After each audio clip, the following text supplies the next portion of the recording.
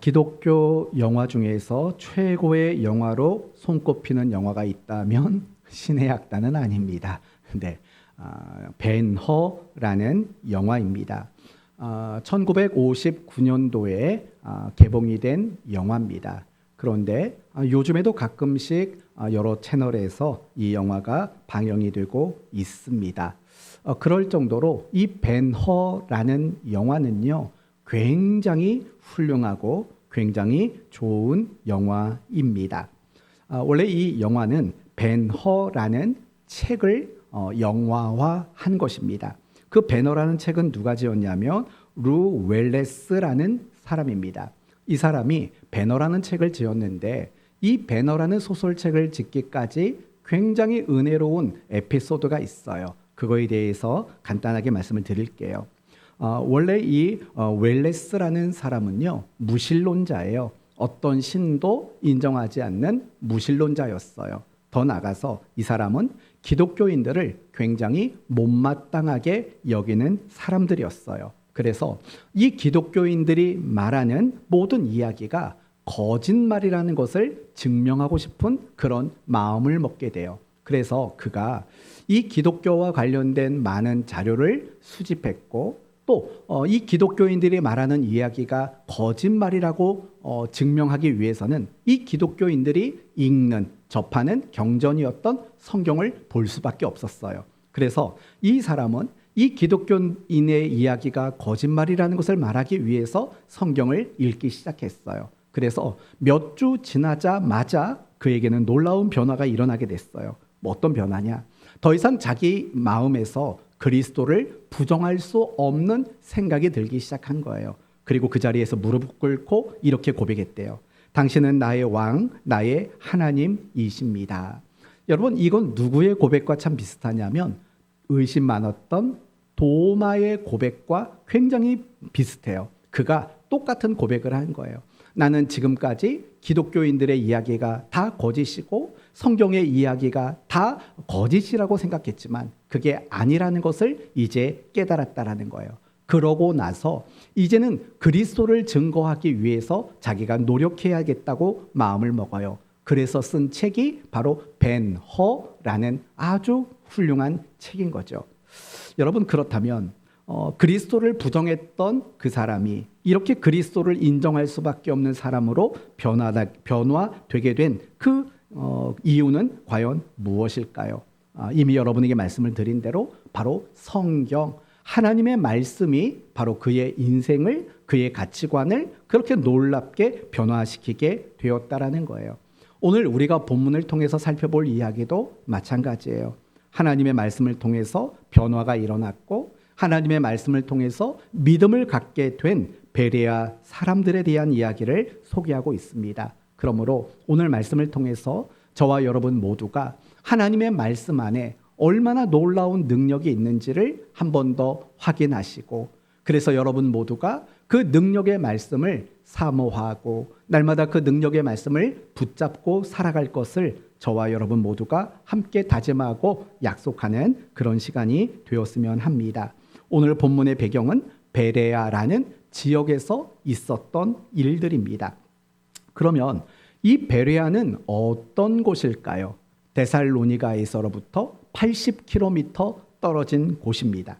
이곳은 오늘날로 말하면 그리스 북쪽에 있는 산간지대를 이야기하고 있습니다. 바울은 베레아에 도착했습니다. 그리고 그가 가지고 있었던 선교의 원칙대로 회당을 먼저 찾아갑니다. 그리고 복음을 전합니다. 그리고 놀라운 일들이 일어납니다. 12절 말씀을 보시면 그 중에 믿는 사람이 많답니까? 적답니까? 많고 라고 말을 해요. 또 헬라의 귀부인과 남자가 적지 아니하니 라고 이야기를 해요. 간단히 말한다면 바울이 복음을 증거했을 때 그 복음의 열매가 굉장히 풍성했다라고 말을 해요. 그런데 이 소문이 어디까지 들렸냐면 데살로니가 지역의 사람들에게까지 이 소문이 들렸어요. 그래서 데살로니가 지역에 살고 있었던 많은 유대인들이 바울을 해하려고 베레아까지 쫓아오는 장면이 소개가 돼요. 이 이야기를 듣고 바울은 그곳을 떠나게 됩니다. 그리고 아덴이라는 지역으로 발걸음을 옮깁니다. 단지 누구를 남겨뒀냐면 14절 말씀을 보니까 형제들이 곧 바울을 내보내어 바다까지 가게 하되 실라와 디모데는 아직 거기 머물더라. 지금 베레아에는 실라와 디모데를 남겨뒀다라는 거예요. 바울 홀로 아덴으로 간 거예요. 그리고 아덴에 도착했을 때 바울은 이렇게 말을 전달해 달라는 거죠. 실라와 디모데도 아덴으로 보내달라, 이런 요청을 하게 됩니다. 이게 바로 오늘 본문 우리가 묵상해야 될 내용입니다. 이 오늘 본문은 우리에게 굉장히 중요한 것을 강조합니다. 그것은 뭐냐면 하나님의 말씀에는 정말 위대하고 놀라운 능력이 있다라는 것을 우리에게 보여주고 있다라는 거예요. 이미 여러분이 보신 대로 12절을 보면 믿는 사람이 많고 또 헬라의 귀부인과 남자가 적지 아니하고 라고 말을 해요. 무슨 말이에요? 이런 뜻인 거예요. 그들이 예수를 믿게 됐다라는 말은 이런 뜻 아닙니까? 나는 죄인입니다 라는 걸 인정했다라는 거예요. 여러분, 내가 예수를 믿는데 내가 죄인이라는 사실을 인정하지 않았다면 그건 예수를 믿는 게 아닙니다. 예수를 믿는다는 것은 내가 죄인이라는 사실을 인정하는 거고, 그걸 회개하는 거고, 내가 지금까지 살아왔던 내 삶의 모든 것들이 잘못됐다라고 고백하는 겁니다. 따라서 내가 예수를 믿었다라는 것은 어떤 모습으로 나타나게 되냐면 내가 지금까지 가지고 있었던 인생의 가치관의 변화가 오기 시작하고 내 인생이 달라지기 시작하는 그런 결과로 나타나게 되는 겁니다. 그게 바로 지금 베레아 사람들에게 나타났던 놀라운 결과물이었다라고 이야기하고 있다라는 거예요. 사랑하는 성도 여러분, 하나님의 말씀이 이 베레아 사람들에게 임하니까 정말 그들이 지금까지 생각하지도 못했던 생각이 나오는 거고, 지금까지 그들이 깨달지 못했던 것도 깨닫게 됐다라는 거예요. 가치관이 바뀌고 그들의 인생이 이젠 달라지기 시작했다라는 거예요. 이 모든 것들이 무엇이 만들어낸 결과라는 겁니까? 하나님의 말씀이 만들어낸 결과라는 거예요. 그런데 4절 말씀으로 쭉 넘어가시면 바울이 데살로니가에 있었을 때도 마찬가지라고 말해요. 4절을 보시면 그 중에 어떤 사람, 곧 경건한 헬라인의 어떤 무리요? 큰 무리라고 말해요. 큰 무리와 적지 않은 귀부인도 권함을 받고 바울과 실라를 따랐다라고 말해요. 여기서 바울과 실라를 따랐다는 말은 뭐예요? 똑같아요. 베레아 사람들에게 일어났던 그 일들이 그들에게도 일어났다는 거예요. 자신이 죄인이라는 걸 인정하고 회개하고 자신의 삶이 잘못됐다는 것을 고백하고, 그래서 자신의 가치관을 바꾸기로 하고 자신들의 인생관이 바뀌기로 하는 이 모든 일들을 데살로니가 교회의 성도들 모두도 그와 같은 일들을 했다라는 거예요. 그럼 여기서 우리가 한 가지 확인하고 생각해 볼 것이 있어요. 여러분, 각자 가치관이 바뀌는 게 쉬운 일일까요? 그 사람의 인생이 바뀌는 게 과연 쉬운 일이라고 말할 수 있을까요? 결코 그렇지 않습니다. 어쩌면 이 세상을 살아가는 사람들 중에 상당수는요, 가치관의 변화가 없이 살다 죽는 사람이 태반일 겁니다. 인생의 어떤 놀라운 변화를 경험하지 않고 그저 그럭저럭 늘 똑같이 살다가 죽는 그런 사람들이 거의 대부분일 거라는 거예요. 그런데 이상하죠? 베레아 사람들, 그리고 데살로니가 지역의 사람들, 그들에게는 가치관의 변화가 일어났다라는 거예요. 그들에게는 인생이 달라지기 시작했다라는 거예요. 그렇다면 여러분, 이러한 것들을 과연 무엇으로 오늘 본문은 우리에게 설명하고자 하는가라고 묻는다면 우리는 그에 대한 대답이 너무나도 명확할 수밖에 없어요. 그에 대한 대답이 뭡니까? 하나님의 말씀 때문이라고 그렇게 말하고 있다라는 거예요. 하나님의 말씀이 정말 그들의 가치관을 바꾼 거예요. 하나님의 말씀이 그들의 인생을 바꾸었다라는 거예요. 많은 사람들은요, 어떤 기적과 능력이 그 사람을 바꾼다고 생각을 해요. 사실 그렇지 않아요.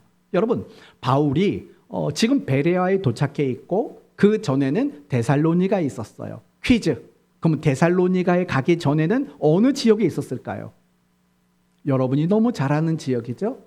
빌립보라는 지역에 있었다고요. 그러면 여러분, 바울이 빌립보 지역에서는 어떤 일을 했죠? 정말 능력을 행했다고요. 귀신 들린 여종에게서 귀신을 쫓아주는 일들이 있었어요. 또 하나님은 바울이 감옥에 갇혀 있을 때에 어떤 일을 행하셨습니까? 지진을 일으키셔서 감옥문을 다 열어주고 묶여 있었던 걸 다 풀어주는 정말 놀라운 기적이 있었다고요. 그럼 여러분 생각해 보세요.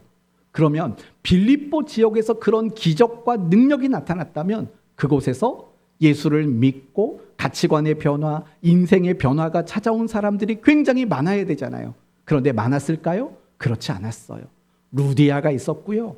그 간수장과 그의 가족들이 있었고요. 몇몇 형제들만 있었을 뿐이에요. 그런데 이상하게 데살로니가 지역에 대한 이야기를 할 때는 무슨 표현이 나왔냐면 4절에 큰 무리라는 표현이 나왔고 적지 않은 사람이라는 표현이 나와요. 그리고 오늘 베레아 사람들에 대한 이야기를 이야기를 말할 때도요. 믿는 사람이 많고라는 말이 나와요. 그럼 한번 생각해 봐요. 바울은 데살로니가 지역에서 어떤 능력을 행한 적이 있을까요? 바울은 베레아에서 어떤 기적을 일으킨 적이 있을까요? 그거에 대한 기록은 전무합니다. 데살로니가에서도 어떤 기적과 능력을 행했다는 이야기가 없고 베레아에서도 바울이 어떤 기적과 능력을 행했다는 이야기가 없어요. 도리어 빌립보 지역에서는 귀신을 쫓아내는 어떤 능력을 행했다고 말을 해요. 그런데 뜻밖에도요. 빌립보에서 많은 사람이 구원받게 된 게 아니라 도리어 데살로니가에서 그리고 베레아에서 더 많은 사람이 믿음을 갖고 더 많은 사람의 가치관과 인생이 바뀌어지게 되는 이런 놀라운 일들이 일어나게 됐다라는 거예요. 그걸 무엇으로 설명하고 있느냐? 바로 말씀 때문이라는 거예요. 11절 말씀을 볼까요? 11절을 보시면 베레아에 있는 사람들은 데살로니가에 있는 사람들보다 더 너그러워 간절한 마음으로 말씀을 뭐 했대요? 받았대요. 어떤 마음이요? 간절한 마음. 누구보다 더요?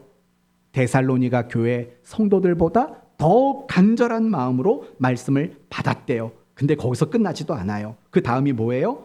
이것이 그러한가 하여 그 다음 날마다 성경을 상고함으로 말씀을 간절하게 듣고 받았어요. 그리고 들은 그 말씀을 날마다 묵상했대요. 날마다 그 말씀을 묵상했대요. 그러고 나서 그 결과가 뭐냐? 그 중에 믿는 사람이 많고 또 헬라의 귀부인과 남자가 적지 아니하나 이게 나오는 거예요. 결국은 이 베레아 사람들의 가치관과 그들의 인생을 완전히 송두리째 뒤바꿔 놓았던 것은 다른 어떤 것이 아니라는 거예요. 오직 하나님의 말씀 때문이었다라는 거예요. 하나님의 말씀이 그들의 가치관을 바꾼 거예요. 하나님의 말씀이 그들의 인생을 바꾸게 된 거예요. 말씀 안에는요, 이렇게 놀라운 능력이 있다라는 거예요.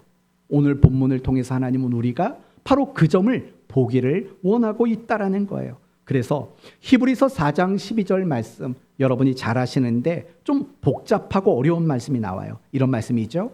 하나님의 말씀은 살아있고 활력이 있어 좌우의 날선 어떤 검보다도 예리하여 혼과 영과 및 관절과 골수, 무슨 정형외과도 아니고 관절과 골수를 찔러 쪼개기까지 하며, 야 이거 암송하라면 머리 복잡하겠는데요. 쪼개기까지 하며 또 마음의 생각과 뜻을 판단하니 라고 말을 해요. 복잡하죠? 쉽게 말하면 이런 거예요. 하나님 말씀은 그 자체가 생명력이 있다라는 거예요. 하나님의 말씀은요, 그 자체가 능력이 그 속에 담겨져 있다라는 거예요. 그래서 어떤 일이 일어나는데요.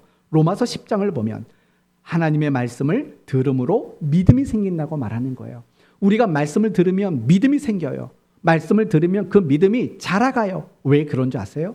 말씀 안에 그 자체의 생명과 능력이 있기 때문이에요. 그래서 디모데후서 3장에 이런 말이 나오죠.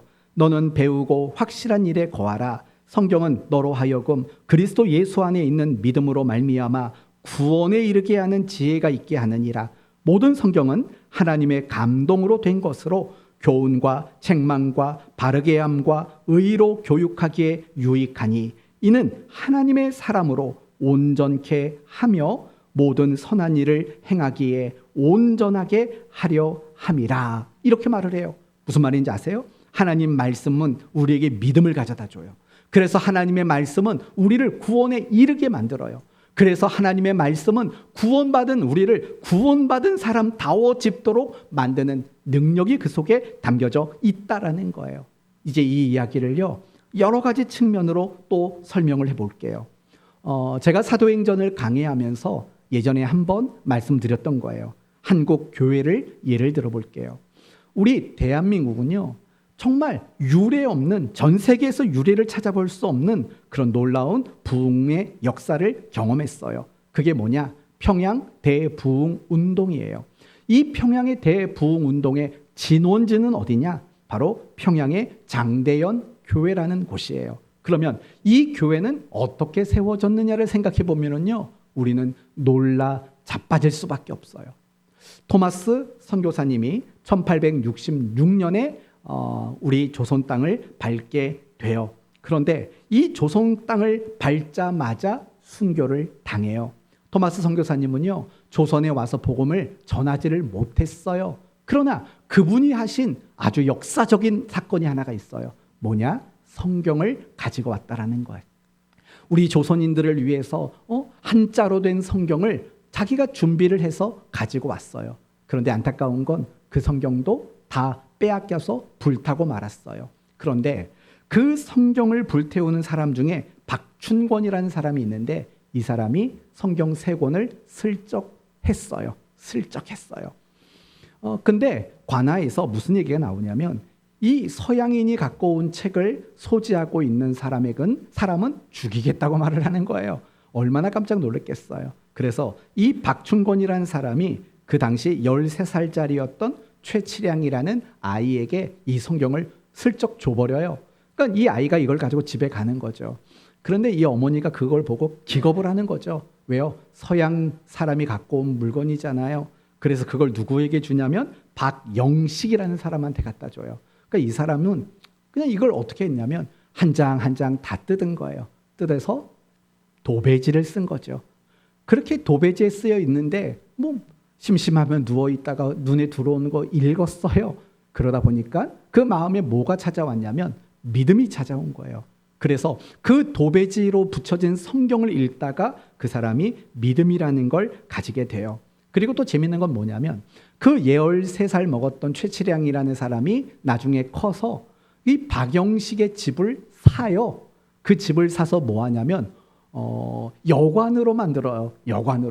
여관, 평양이니까 사람들이 왔다 갔다 왕래가 많으니까 여관으로 만들어요. 그리고 어느 날 그 모펫 선교사님, 마포 3열로 유명한 모펫 선교사님이 그 여관에 머물러요. 근데 깜짝 놀라는 거죠. 아니, 이 도배지, 이 벽지에 웬 성경이 붙어 있습니까? 자초지종을 다 듣고 나서 이 최치량이라는 여관 집주인에게 이거는 하나님이 당신을 통해서 또 이런 일들을 하신 겁니다. 그 섭리를 깨닫고 최치량이가 예수를 믿어요. 그리고 그 여관을 교회로 헌납을 해요. 그리고 그 교회가 장대연 교회의 모체였던 널다리꼴 교회가 돼요. 그 널다리꼴 교회가 확장돼서 장대연 교회가 된 거예요. 여러분, 진짜 신기하지 않아요? 토마스 선교사님은 고작 성경 3권만 달랑 넘겨주고 순교당했다고요. 근데 그 성경 3권이 이 나라를 바꿔버린 거예요. 대한민국을 이렇게 귀한 나라로 하나님이 바꾸어 놓으셨다라는 거예요. 이게 정말 신기해요. 정말 놀라운 일이 아닐 수가 없어요. 여러분, 백화점 왕 존 워너메이커를 아실 거예요. 최초로 백화점을 설립한 사람이에요. 그리고 경영혁명을 일으킨 사람이에요. 우리가 옷가게나 어디 가면 정찰제잖아요. 가격표가 붙어 있다고요. 그걸 처음으로 시작하신 분이 바로 이분이래요. 어떤 물건이든 가격을 정해놓고 팔자. 그 정찰제를 도입하는 경영혁명을 일으킨 분이래요. 이분이 백화점 사업을 진행한 지 60년이 되었을 때 기자들에게 이런 질문을 받았대요. 당신은 지금까지 60년 동안 투자한 이후에 가장 최고의 투자는 무엇입니까? 라고 물었대요. 그때 워너메이커는 이렇게 말했대요. 제가 10살 때 $2 75센트를 주고 산 그 성경이야말로 내 인생의 최고의 투자입니다. 왜냐하면 그 투자가 오늘의 나를 있게 만들었기 때문입니다. 라고 답을 했다라는 거예요. 미국의 16대 대통령 에이브라함 링컨을 아시지 않습니까? 그가 대통령 취임식에서 이렇게 말을 했답니다. 내가 대통령이 될 수 있었던 것은 어머님이 선물로 주셨던 성경 때문입니다. 나는 앞으로 이 나라를 성경적 원리에서 통치할 겁니다. 라고 이야기를 했다고 말합니다.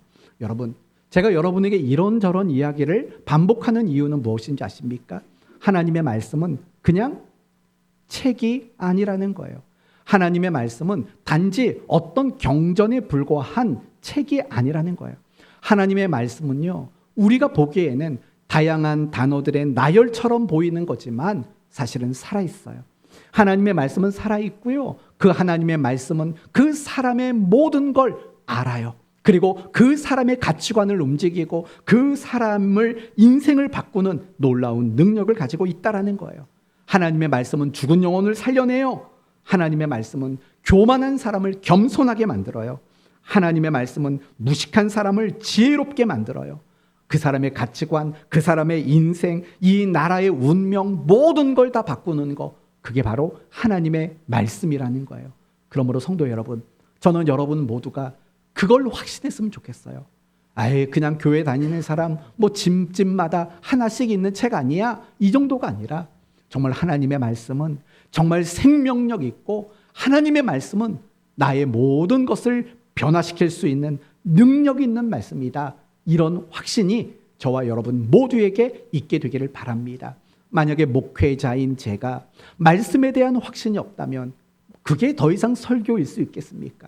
그리고 여러분이 하나님의 말씀에 대한 그 생명력과 그 능력을 확신하지 못한다면 여러분은 설교를 제대로 듣고 있는 것이겠습니까?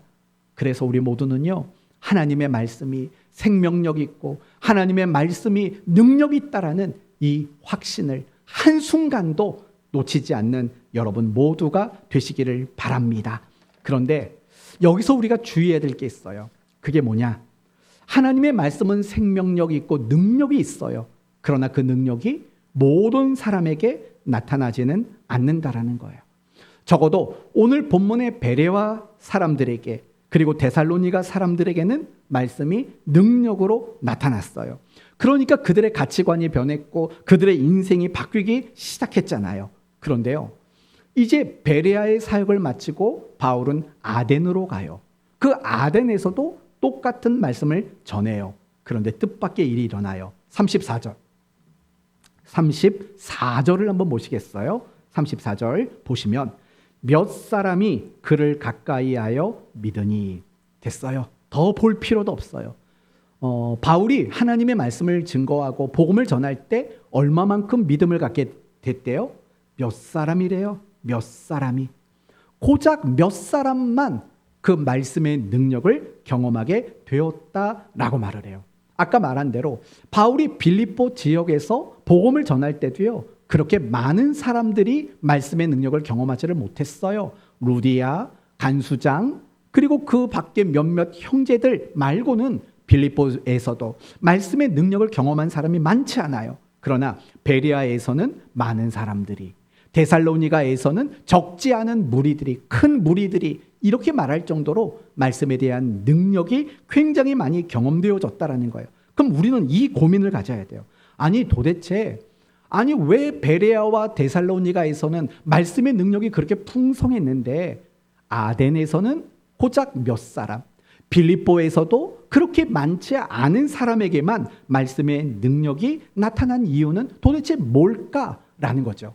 혹시 말씀의 능력은 때와 장소에 따라서 달라질까요? 큰 교회에서는 말씀의 능력이 많이 나타나고 작은 교회에서는 말씀의 능력이 안 나타날까요? 또는 젊은이들에게는 말씀의 능력이 많이 나타나고 나이가 많으신 성도들에게는 말씀의 능력이 안 나타날까요? 부자에게는 말씀의 능력이 많이 나타나고 가난한 사람들에게는 말씀의 능력이 안 나타날까요? 하나님의 말씀의 능력이라는 것이 정말 때와 장소와 사람을 구별할까요? 그렇지 않습니다. 하나님의 말씀의 능력은요, 때도 장소도 사람도 상황도 구분이 없어요. 왜냐? 이미 말씀을 드린 대로 하나님의 말씀은 그 자체가 생명력이 있고 능력이 있기 때문에 그래요. 그런데 결과는 왜 그렇게 나올까요? 이게 중요한 거겠죠. 왜 아덴에서는 몇 사람, 베레아에서는 많은 무리들이 왜 이런 다른 결과를 만들까요? 그 이유는 너무 간단한 거예요. 말씀을 듣는 사람이 어떤 자세, 어떤 태도를 가지느냐가 말씀의 능력의 유무를 결정하게 된다라는 거죠. 다시 한번 저는 11절 말씀을 봤으면 좋겠어요. 11절을 보시면 베레아에 있는 사람들은 데살로니가에 있는 사람보다 더 너그러워 그 다음 간절한 마음으로 말씀을 받았대요. 그리고 간절한 마음으로 말씀을 받은 다음에 그 다음은 뭐예요? 날마다 성경을 상고하니라 라고 말을 해요. 그런데 여러분 16절로 가보세요. 17절 말씀을 보시면 아덴 사람들의 태도가 나와요. 17절 회당에서는 유대인과 경건한 사람들과 장터에서는 날마다 만나는 사람들과 변론했대요. 회당에서도 변론, 장터에서 사람들을 만날 때마다 그 사람들과 변론. 여러분, 변론이라는 말이 어떤 의미일 것 같아요? 따져 물었다라는 거죠. 또박또박 따져 묻고, 물론 어떤 질문을 하고 질문에 대한 답을 하는 게 틀린 게 아니에요. 그런데요, 느낌만 봐도 다르잖아요. 베레아 교회 성도, 그 지역의 성도들은, 사람들은 말씀을 들을 때 너무 간절하게 들었어요. 그리고 그걸 또 생각하고 묵상하고 그랬다고요. 근데 이 아덴 지역 사람들은 말씀을 들을 때 변론하는 태도를 가지고 있었다라는 거예요. 그게 끝이 아니에요. 19절을 보면요, 이런 말이 나와요. 그를 붙들어 아레오바고로 가며 말하기를 네가 말하는 이 새로운 가르침이 무엇인지 우리가 알 수 있겠느냐? 새로운 가르침이라는 말이 나와요. 재미있는 말인데 라는 뜻이에요. 또 21절 말씀을 보시면 모든 아덴 사람과 거기서 나그네 된 외국인들이 가장 새로운 것을 말하고 듣는 것 이외에는 달리 시간을 쓰지 않았다. 여러분 21절 말씀에도 어떤 단어가 나오냐면 새로운 단어가 나와요. 19절에도 새로운, 21절에도 새로운이라고 말을 해요. 그러니까 이 사람들이 좋아했던 건 뭐냐? 새로운 소식, 어떤 새로운 정보, 이런 것들을 듣는 걸 굉장히 좋아했다라는 거예요. 그러니 여러분 비교해 보세요. 베레아 사람들이 말씀을 들었을 때 그들의 자세와 태도, 아덴 사람들이 말씀을 들었을 때 그 자세와 태도가 충분히 비교가 될 수 있지 않겠습니까? 바로 그 차이라는 거예요. 하나님의 말씀 그 자체는 생명력과 능력에는 차등이 없어요. 그러나 그 생명과 능력의 말씀을 듣는 사람들이 어떤 자세로, 어떤 태도로 그 말씀을 듣느냐, 그거에 따라 달라지는 거예요. 베레아 사람들은 간절하게, 그러나 아덴 사람들은 흥미거리처럼, 취미생활처럼 그 말씀을 받아들였다라는 거예요. 그러니 달라질 수밖에 없는 거 아니겠어요? 어떤 사람은 목숨 걸고 그 일을 해요. 그러나 어떤 사람은 재미삼아 그 일을 해요. 그러면 누가 더 잘하고 누가 더 열심히 하겠어요? 당연한 거 아니겠어요? 목숨 걸고 하는 사람이 재미거리 삼아서 하는 사람과 비교가 될 수 없는 것은 너무나 당연한 일일 수밖에 없다라는 거예요. 이게 중요한 거예요. 하나님 말씀 그 자체는 정말 차등이 없어요. 그러나 그 말씀을 어떤 자세와 어떤 태도로 듣느냐가 너무 중요하다는 거죠. 여러분이 잘 아시는 여리고성 사람들도 마찬가지잖아요. 여리고성에서 구원받은 한 사람이 있어요. 그 사람은 누구죠? 기생으로 살았던 라합이라는 사람이에요. 그런데 신기한 거는요, 여리고성에 살던 모든 사람들이 라합이 들었던 똑같은 말씀을 들었다고요. 똑같이 생명력이 있고 똑같이 능력 있는 말씀을 들었어요. 그러나 라합은 믿음의 자리로 나갔어요. 그러나 나머지 여리고성 사람들은요, 그게 믿음의 자리로 자신들을 옮겨놓지를 못했다고요. 무슨 차이일까요? 들음의 차이라는 거예요. 여러분이 잘 아시는 마태복음 13장에 씨 뿌리는 자의 비유가 나와요. 그 씨가 처음에는 길가에 떨어져요? 돌밭에 떨어져요? 가시떨기에 떨어져요? 좋은 땅에 떨어져요. 그런데 앞서 길가와 돌밭과 가시떨기에 떨어진 그 씨는 생명력을 나타내지 못해요.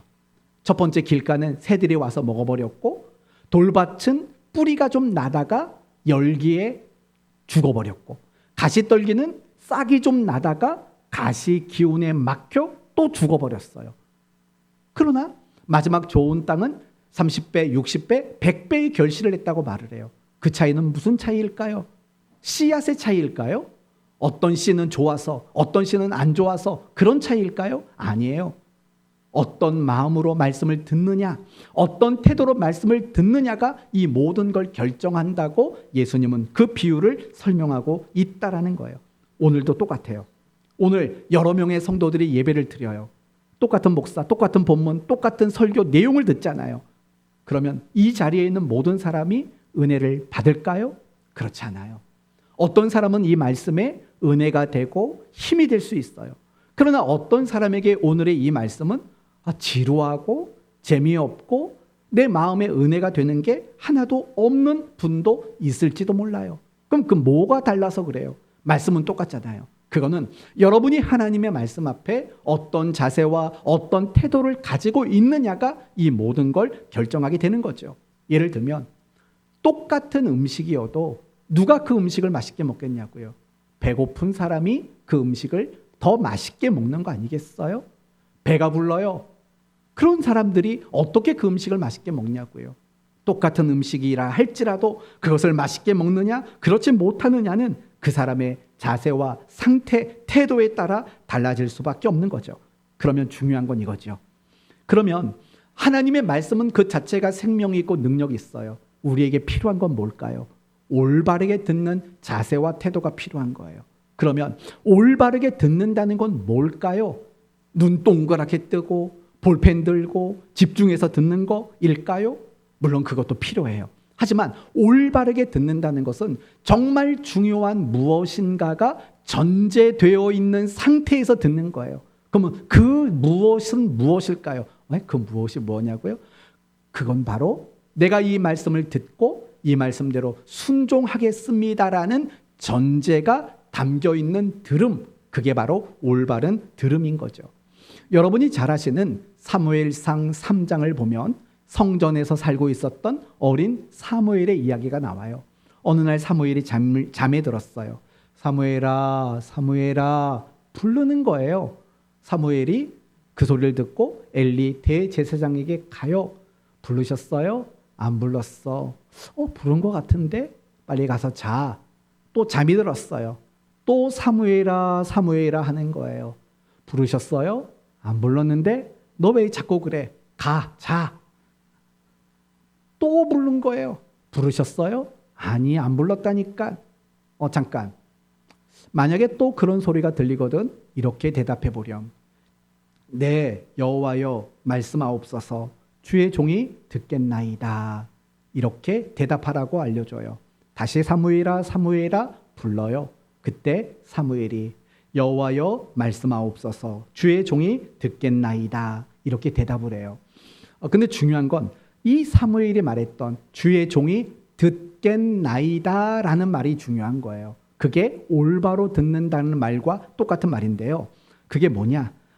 쉐마라는 단어예요. 쉐마. 무슨 뜻이냐?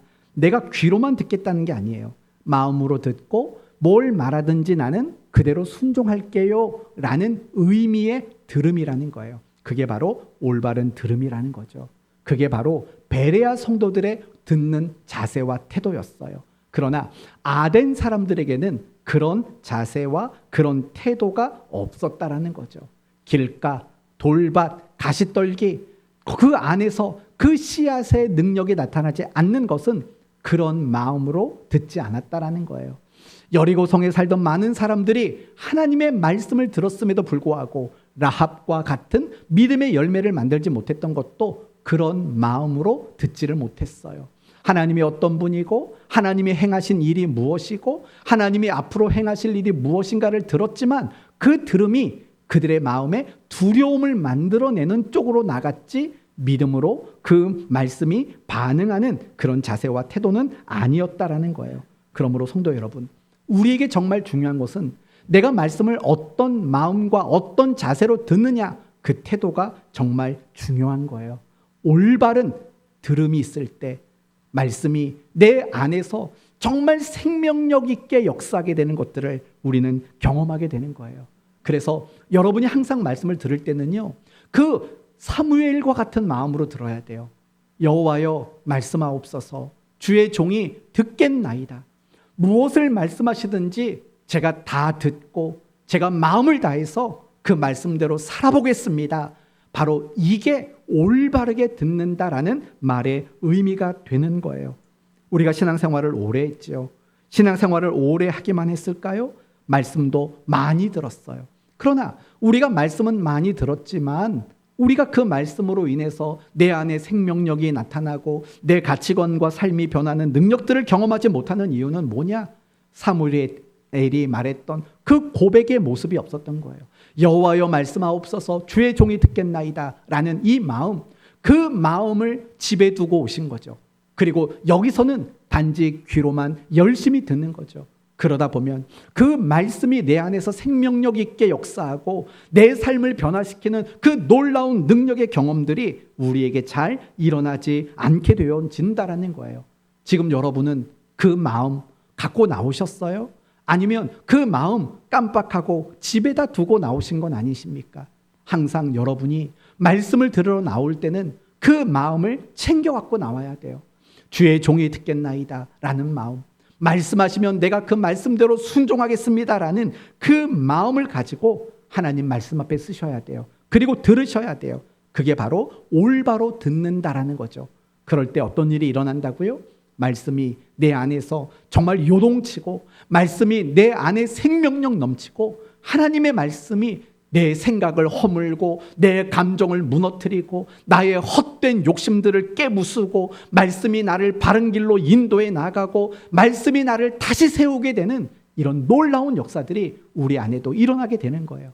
그게 베레아 지역에서 일어난 일이고 그게 데살로니가 지역에서 일어났던 일들이라고 말하는 거예요. 우리 모두에게, 그리고 우리 사랑하는 교회 안에도 이런 역사가 일어날 수 있었으면 좋겠습니다. 그래서 정말 말씀을 들을 때 올바르게 들을 줄 아는 그런 여러분의 귀한 마음의 자세와 태도를 가지는 여러분 되셨으면 좋겠어요. 이제 끝으로 올바로 듣기 위해 우리에게 진짜 필요한 것은 뭐냐? 사모하는 마음이라는 거예요. 11절 말씀, 간절한 마음으로 말씀을 받고 라고 말을 해요. 하나님의 말씀을 너무나도 사모했다 이렇게 말하고 있는 거예요. 우리가 그 마음을 갖게 되면 말씀을 비로소 올바르게 들을 수 있게 되는 거 아니겠습니까? 여러분 마음속에 하나님 말씀을 사랑하는 마음이 있으세요? 하나님의 말씀을 사모하는 그 마음을 가지고 계세요? 그럼 사모하는 건 뭘까? 어떻게 하면 내가 사모하는지를 확인할 수 있을까? 저는 이렇게 생각이 들더라고요. 기다리는 거, 기다려지는 거, 그게 저는 사모하는 마음이라고 생각을 해요. 기다려지는 거. 목회자가요, 말씀을 열심히 준비하고 하면은요, 어떤 마음이 드냐면, 예배 시간이 빨리 왔으면 좋겠다. 빨리 내가 성도들 앞에서 이 말씀을 전했으면 좋겠다. 그렇게 기다려지는 마음이 있어요. 사랑하는 가족들이 있는 집, 하루 열심히 수고하면서 퇴근하는 그 발걸음의 그 기분 아시지 않습니까? 그게 사모하는 거예요. 또 이런 말하면 흉볼지 모르시지만 제가 탁구를 엄청 좋아하지 않습니까? 월요일, 목요일 밤에 가서 운동을 한다고요. 월요일, 목요일이 주일 다음으로 좋아요. 그 날이 얼마나 기다려지는지 몰라요. 7시 밥 다 먹고 출발. 그 날이 기다려져요. 그게 사모하는 마음이라는 거예요. 말씀도 마찬가지인 거예요. 내가 하나님의 말씀을 사모하면은요, 그 시간을 기다리게 되는 거예요. 기다리는 마음이 생기는 거예요. 이런 의미로 점검해 보셨으면 좋겠어요. 나는 말씀을 듣는 그 시간 정말 기다려지나? 나는 집에서 성경 읽고 큐티를 하는데 내가 그렇게 성경 보고 기도하는 그 시간을 나는 기다리나? 한번 점검을 해보세요. 만약에 기다려지는 마음이 있다면은요, 여러분은 지금 사모하고 있는 거예요. 그리고 그런 사모하는 마음이 있으면은요, 여러분은 지금 올바르게 듣고 있는 거예요.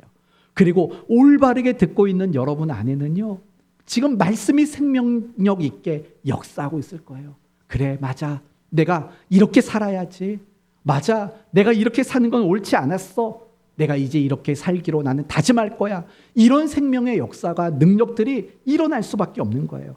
사모하는 마음이 그렇게 중요한 거죠. 하나만 더 말씀을 드릴게요. 영적인 싸움이 뭐라고 생각하십니까? 영적인 싸움. 사탄이 우리를 유혹하고 공격하는 거, 그래서 죄를 짓느냐 안 짓느냐의 기로에 서 있는 거, 그게 과연 영적인 싸움일까? 물론 그것도 맞아요. 그러나 영적 싸움의 가장 본질이 뭔지 아세요?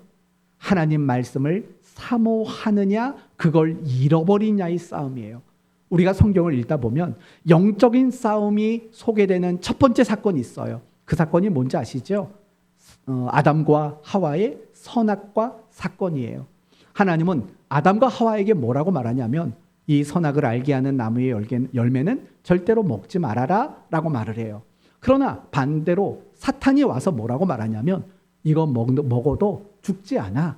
이거 먹으면 도리어 눈이 밝아져서 하나님처럼 될 거야 예요. 그러니까 하나님은 말씀을 지켜라. 그거 금해라 먹지 마라. 그런데 사탄은 먹어라 해요. 결국은 무엇의 싸움인 줄 아세요? 하나님이 아담과 하와에게 주셨던 그 말씀을 사모하는 그 마음을 끝까지 지키느냐 그걸 놓치느냐의 싸움이에요. 그러나 아담과 하와는 어떻게 됐어요? 그걸 놓치고 말았어요. 말씀을 사모하고 그 말씀을 끝까지 붙잡는 그 일을 놓치고 말았어요. 그게 영적 전쟁이에요. 그게 영적 싸움의 본질이에요. 눈을 감으면 막 마귀와 천사가 싸우는 뭐 그런 장면만 영적 싸움이 아니라고요. 모든 영적인 싸움의 본질은 가장 중요한 밑바탕은 뭐냐? 하나님 말씀으로부터 나를 멀어지게 하느냐? 다시 말씀을 붙잡게 하느냐? 내가 말씀을 사모하게 하느냐? 말씀을 소홀히 여기도록 만드느냐? 이게 진짜 영적 싸움의 출발점이라는 걸 기억하셔야 되는 거예요. 그래서 여러분의 매일의 삶에는 이 싸움이 있을 거라고요. 내가 말씀을 사모할 것인가? 사모하는 마음을 잃어버릴 것인가? 이 싸움에서 여러분 모두가 승리하셔서 끝까지 말씀을 사모하는 그 마음 품을 수 있게 되기를 바랍니다. 말씀을 마치겠습니다. 하나님이 우리 모두에게 주신 가장 큰 선물이 있다면 그것은 하나님의 말씀입니다. 왜냐하면 하나님의 말씀은 그 자체가 생명이고 능력을 나타내기 때문입니다. 그래서 그 말씀이 사람들로 하여금 회개하게 만들고 사람의 가치관을 변화시키고 그 사람의 인생을 바꾸는 일을 하기 때문입니다. 그러나 모든 사람에게 말씀이 능력으로 임하는 건 아닙니다. 순종을 전제하는 올바른 들음을 가질 때 그 사람에게 말씀은 생명력 있고 능력 있게 나타나게 되는 겁니다. 그래서 저와 여러분 모두가 날마다 하나님의 말씀을 사모하고 그 말씀 사모하는 걸 놓치지 않는 영적 싸움에 승리하는 여러분 모두가 되시기를 바랍니다. 꼭 기억하십시오. 하나님의 말씀을 사모하는 것, 그거보다 중요한 것은 없습니다. 하나님의 말씀을 사모하고 날마다 그 말씀 붙잡고 살아가는 여러분 모두가 되시기를 예수 그리스도의 이름으로 축원드립니다. 아멘.